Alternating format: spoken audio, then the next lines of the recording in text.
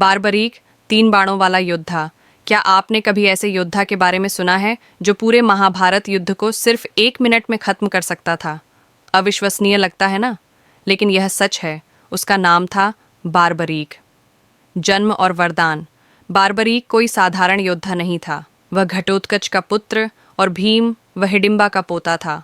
उसकी माता अहिल्यावती, वासुकी नाग की पुत्री, ने बचपन से ही उसे युद्ध कला सिखाई थी। कठोर तपस्या से प्रसन्न होकर भगवान शिव ने उसे 3 अद्भुत बाण प्रदान किए। इन्हीं के कारण उसे कहा गया 3 बाणधारी। बाद में अग्निदेव ने उसे एक दिव्य धनुष दिया जो तीनों लोकों में उसे अजेय बना सकता था। युद्ध की तैयारी जब महाभारत युद्ध शुरू होने वाला था, श्री कृष्ण ने सब योद्धाओं से पूछा, यदि तुम अकेले युद्ध करो तो कितने दिनों में इसे समाप्त कर सकते हो? भीष्म, द्रोण, कर्ण और अर्जुन सब ने कहा कि उन्हें 20 से 30 दिन लगेंगे। लेकिन कृष्ण जानते थे, बारबरीक की शक्ति इस युद्ध को बिल्कुल बदल सकती है। एक ब्राह्मण से भेंट। एक दिन बारबरीक अपने नीले घोड़े पर सवार था कि रास्ते में एक ब्राह्मण आया। उसने पूछा, हे वीर, तुम कौन हो? बारबरीक ने गर्व से उत्तर दिया, मैं घटोत्कच और अहिल्यावती का पुत्र, भीम और हिडिंबा का पौत्र और संसार का सबसे शक्तिशाली योद्धा हूँ। ब्राह्मण ने पूछा, तो बताओ, यह महायुद्ध तुम कितने समय में समाप्त कर सकते हो? बारबरीक बोला, बस 1 मिनट। ब्राह्मण हंस पड़ा।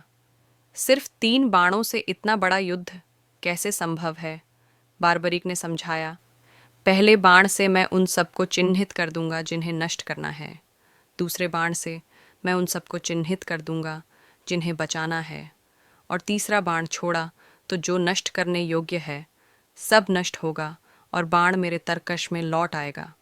ब्राह्मण ने चुनौती दी, यदि ऐसा है तो इस पीपल के पेड़ की सारी पत्तियां नष्ट करके दिखाओ।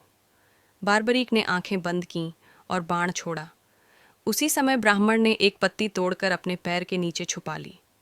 बाण ने सारी पत्तियां काट दीं और फिर ब्राह्मण के पैर को भेदने लगा ताकि छुपी हुई पत्ती को भी चिन्हित कर सके। ब्राह्मण मुस्कुराया, बारबरीक हंसा। अब विश्वास हुआ? किस पक्ष का साथ दोगे? ब्राह्मण ने पूछा। तुम युद्ध में किसका साथ दोगे? बारबरीक बोला, मैंने माँ से वचन लिया है, हमेशा कमज़ोर पक्ष का साथ दूंगा।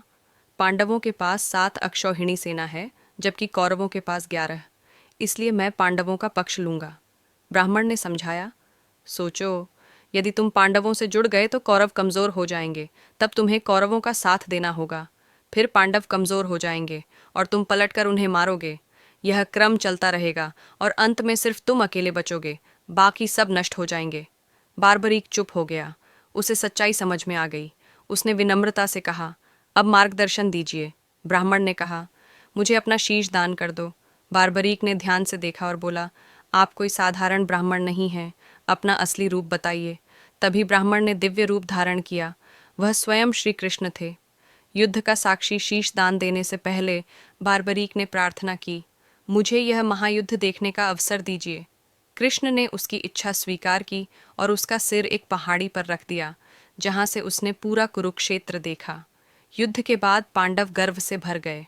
अर्जुन ने अपने धनुर्विद्या पर घमंड किया, भीम ने अपनी गदा पर। तब कृष्ण ने कहा, विजेता वही बताएगा जिसने पूरा युद्ध देखा है। पांडवों ने बारबरीक के सिर से पूछा। उसने उत्तर दिया, मैंने केवल कृष्ण का सुदर्शन चक्र देखा जो अधर्म का नाश कर रहा था, और द्रौपदी को महाकाली के रूप में देखा जो कौरवों का रक्त पी रही थी ताकि एक बूंद भी धरती पर न गिरे। तुम सब तो मात्र साधन थे, विजय ईश्वर की थी। शीशदान का कारण बाद में पांडवों ने पूछा। कृष्ण, आपने बारबरीक से शीश क्यों मांगा? कृष्ण बोले, पूर्व जन्म में बारबरीक एक यक्ष था।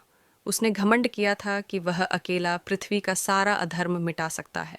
ब्रह्मा ने उसे शाप दिया कि जब विष्णु अवतार लेकर अधर्म का नाश करेंगे तब सबसे पहले उसे ही समाप्त करेंगे। इसीलिए मैंने उससे शीशदान मांगा। श्याम का वरदान कृष्ण उसकी बलि से प्रसन्न हुए और वरदान दिया, कलयुग में तुम श्याम नाम से पूजे जाओगे। जो भी तुम्हारे चरणों में सच्चे मन से प्रार्थना करेगा उसकी मनोकामना पूरी होगी। आज वही बारबरीक खाटू श्याम जी के नाम से पूजे जाते हैं। राजस्थान के सीकर जिले में उनका प्रसिद्ध मंदिर है, जहाँ लाखों भक्त आज भी उनकी आराधना करते हैं।